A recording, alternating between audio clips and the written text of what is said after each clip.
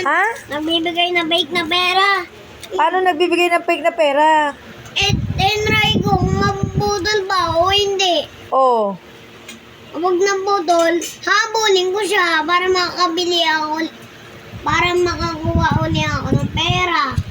Pang anong gagawin mo sa pera gabi Pang na? FT. Pang FT. Eh bakit mo tinry maputol? Kala ko si Dede. Oh. Sino may kasalanan ngayon? Di Mama Muxi. Bakit? Nagbibigay siya ng fake na pera. Paano mo nga nasabing fake na pera? Hindi yan fake. Kasi nga na punip.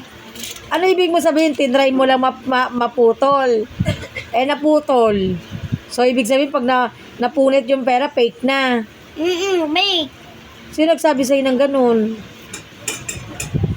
Sino nagsabi sa'yo ng ganun pag tinry mong maputol, mapunit, fake na. Ikaw sabi niya, napunit yung pera ko. Napanood ko sa Messenger. Saan messenger? Saan mo napanood? Kapag nabudol, edi fake na. Pag naputol ang Pera. fake na. Hmm. Ano gagawin natin kay Moxie ngayon?